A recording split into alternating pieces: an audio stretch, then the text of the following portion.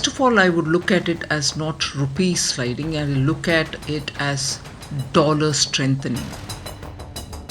Confusion की जड़ में यही बयान है। रुपया कमजोर नहीं हुआ, डॉलर मजबूत हुआ है। अगर रुपया कमजोर नहीं हुआ तो डॉलर मजबूत कैसे हुआ? अगर डॉलर मजबूत है तो रुपया तो उसके मुकाबले कमजोर हुआ ही है। यही तर्क सोशल मीडिया पर खुद को आर्थिक पंडित साबित करने में जुटे लोग दे रहे हैं। पर सच क्या है, ये समझने के लिए रुपए और डॉलर की पूरी तस्वीर समझनी होगी। किसके मुकाबले कौन मजबूत और कौन कमजोर हो रहा है, इस अधूरी तस्वीर की पूरी कहानी समझने के लिए हमें दूसरे देशों की करेंसी के साथ रुपए की तुलना करनी जरूरी है। फिर समझ आएगा कि निर्मला सीतारमन समझाना क्या चाह रही हैं। First of all, I would look at it as not rupee sliding, I will look at it as dollar strengthening. Dollar strengthening incessantly. So obviously all other currencies are performing against a strengthening dollar. I think Indian rupee has performed much better than many other emerging market currencies. अगर वित्त मंत्री के बयान को बड़े canvas पर देखा जाए तो उनकी कही बात काफी हद तक सही भी नजर आती है। असल में दूसरे देशों की तुलना में भारतीय रुपए ने बेहतर प्रदर्शन किया है। दिनों दिन ताकतवर होते डॉलर के मुकाबले दूसरे देशों की करेंसी लगभग दम तोड़ती नजर आ रही है। इन सब के बावजूद रुपए ने अच्छा प्रदर्शन किया है।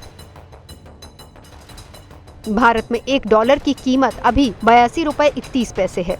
अब पड़ोसियों का डॉलर के आगे क्या हाल है, जरा वो भी समझ लीजिए। बात करें पाकिस्तान की तो वहाँ $1 की कीमत 219.24 पाकिस्तानी रुपए है।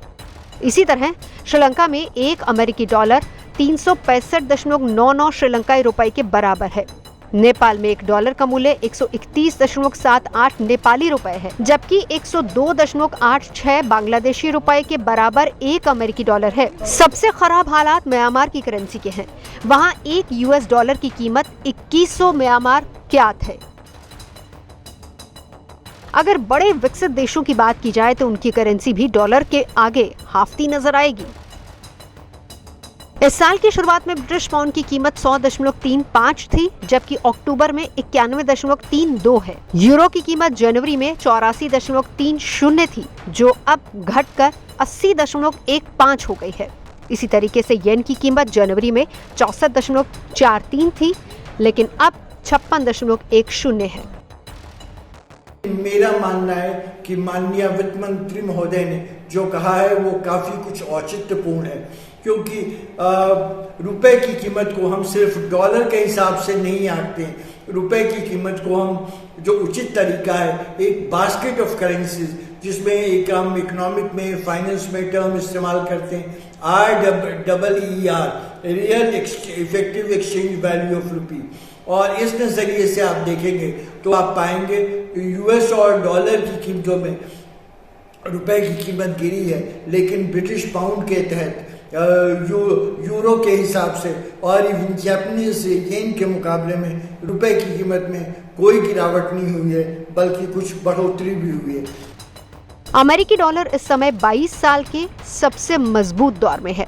डॉलर इसलिए भी ज्यादा मजबूत है क्योंकि दुनिया भर में होने वाले कारोबार में लेन देन में 40% हिस्सेदारी डॉलर की ही है। जानकार मानते हैं कि पिछले 50 साल में ऐसा पहली बार हुआ है जब एक साथ कई वजहों से करेंसी को दबाव का सामना करना पड़ा है। पहले कोरोना की वजह से पूरी दुनिया पर दबाव बना और सप्लाई चेन पर इसका असर हुआ। फिर रूस और यूक्रेन के बीच जारी जंग की वजह से छोटे बड़े सभी देशों पर इसका असर देखने को मिला। इस गिरावट के पीछे वैश्विक और देशव्यापी दोनों तरह के कारण हैं। वैश्विक कारण में सबसे पहले मैं विश्व के स्तर पे जो अनिश्चितता का माहौल बना है, रशिया और यूक्रेन में जंग के कारण तेल की कीमतों में उतार चढ़ाव काफी हुआ है, और उसके अलावा स्टैगफ्लेशन की आशंका भी विश्व के कई देशों में तेजी से उभर कर आई है। हालांकि भारतीय रुपए को मजबूत बनाने के लिए सरकार ने बड़े फैसले किए हैं। इसके लिए निर्यात को बढ़ावा दिया जा रहा है और आयात पर निर्भरता कम करने की कोशिश हो रही है। इस गणित को सॉल्व करने के लिए ही मोदी सरकार लगातार मेक इन इंडिया पर जोर दे रही है, ताकि भारत दुनिया का निर्यात हब बन सके। साथ ही सरकार की कोशिश विदेशों से होने वाले कारोबार में डॉलर के बजाय रुपए को बढ़ावा देने की भी है। इसी के तहत अमेरिका के खिलाफ जाकर रूस से तेल खरीदा जा रहा है, जहां न सिर्फ सस्ता तेल मिलेगा बल्कि रुपए में भुगतान कर बड़ी बचत भी होगी।